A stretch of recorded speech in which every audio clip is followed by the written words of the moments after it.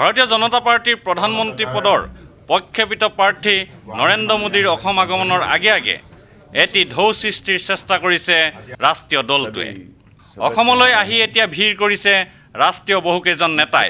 গুৱাহাটীত দলৰ এখন সভাত অংশ লৈ দলটোৰ ৰাষ্ট্ৰীয় মুখপাত্ৰ ৰবিশংকৰ প্ৰসাদে এখন সংবাদমেলো সম্বোধন কৰে।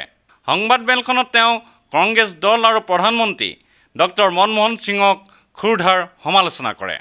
অসমক 24 বছৰ ধৰি প্ৰতিনিধিত্ব কৰা প্ৰধানমন্ত্ৰীজনে অসমক কি দিলে এই প্ৰশ্ন কৰি প্ৰসাদে সংবাদমেলখনত কয়।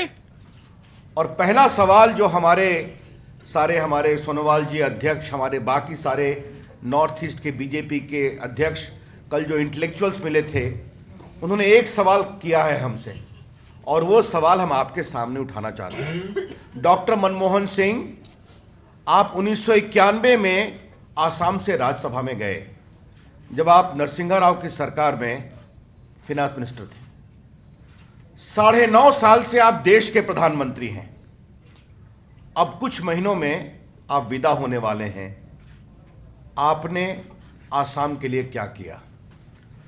Doctor Manmohan Singh, please tell the country what you have done for the state of Assam. कल से यह सवाल उठ रहा है, एक बड़ी फैक्ट्री नहीं आई।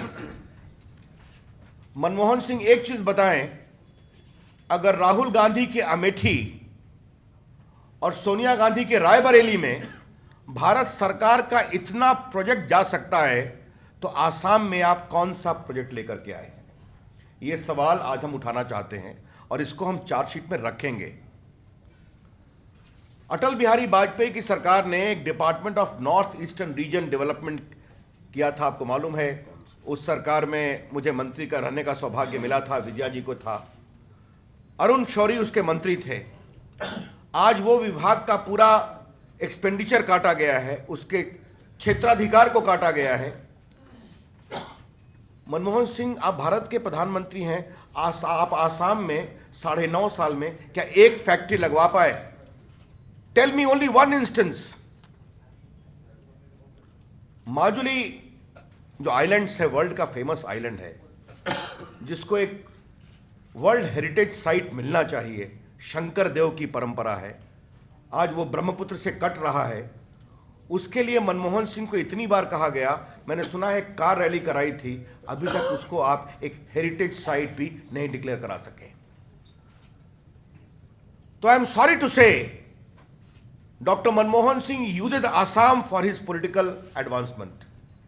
अपने पॉलिटिकल करियर को डेवलप करने के लिए मनमोहन सिंह आसाम का दुरुपयोग करते हैं, आसाम को कुछ देते नहीं है। दिया था अटल बिहारी वाजपेयी ने और आगे देंगे नरेंद्र मोदी। আনহাতে উত্তৰ পূবত কংগ্ৰেছে কৰা দুৰ্নীতিৰ বিৰুদ্ধে চাৰ্জশ্বীট দিব বুলি ঘোষণা কৰি ৰাষ্ট্ৰীয় মুখপাত্ৰজনে কয়, Manmohan Singh is the MP from Assam for the last 24 years। तो अगर UPA, जिसके PM मनमोहन सिंह हैं, जिसके नेता सोनिया गांधी हैं, अगर उसके खिलाफ चार्जशीट को हमें बनाना है तो मनमोहन सिंह की चार्जशीट की शुरुआत हम गुवाहाटी से करना चाहते हैं। অসমক প্ৰতিনিধিত্ব কৰাতেই শ্ৰী সিঙৰ দায়িত্ব শেষ নেকি বুলিও প্ৰশ্ন কৰে মুখপাত্ৰজনে। অসমত ব্যাপক হাৰত হৈ থকা গড় হত্যা প্ৰসংগ উত্থাপন কৰি প্ৰসাদে কয়, Rhino of Kanchiranga is the pride not only of Assam and North East but the entire country।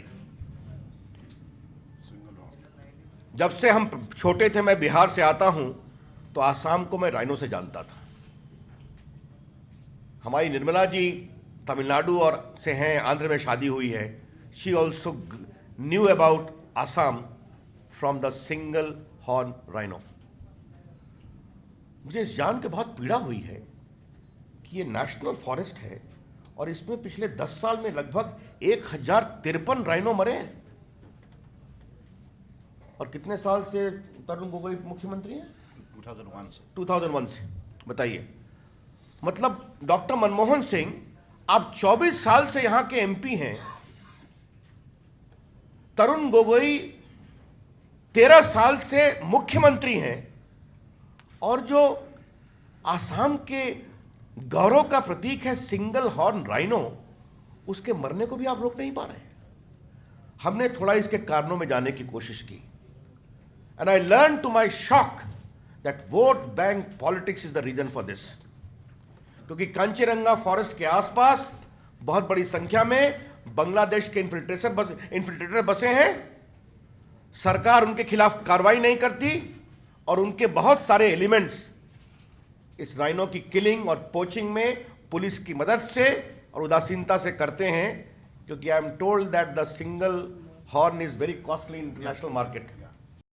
আনহাতে অসম চুক্তি ৰূপায়ণৰ কথা সোনিয়া ৰাহুলে পাহৰিলে বুলি কটাক্ষ কৰি তেওঁ কয়, राजीव गांधी का एक असम अकॉर्ड हुआ था 1985 का, आप जानते हैं, जिसमें सिटीजनशिप एक्ट में परिवर्तन हुआ था, चैप्टर 7 जोड़ा गया था,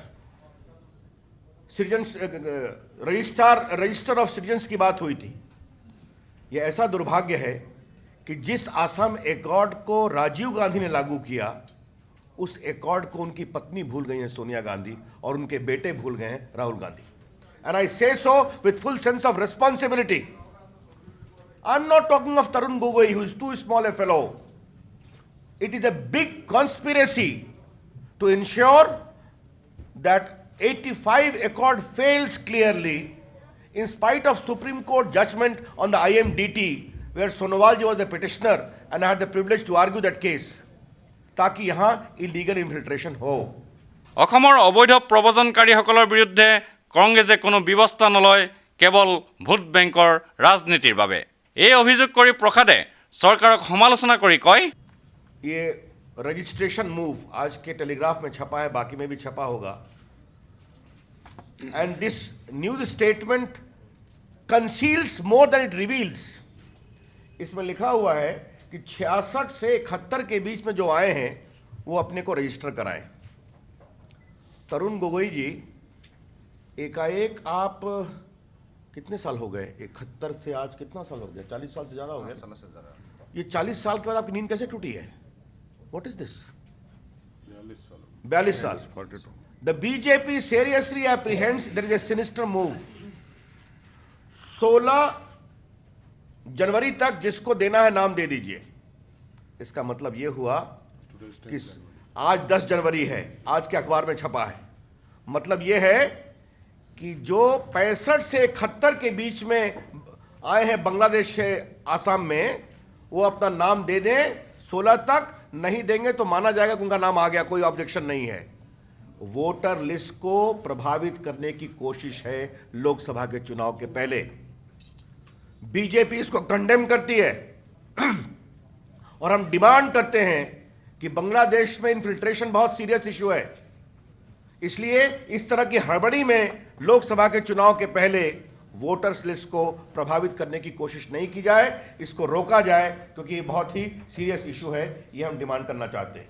সংবাদমেলখনত গোপীনাথ মুণ্ডে, নিৰ্মলা সীতাৰমণ, SS আহলুৱালিয়া, সৰ্বানন্দ সোণোৱাল, বিজয়া চক্ৰৱৰ্তী আদিও উপস্থিত আছিল। ভিডিঅ' জাৰ্নেলিষ্ট সুশান্ত দাসৰ সৈতে অমৰদীপ গগৈ, চেণ্টিনেল নিউজ, গুৱাহাটী।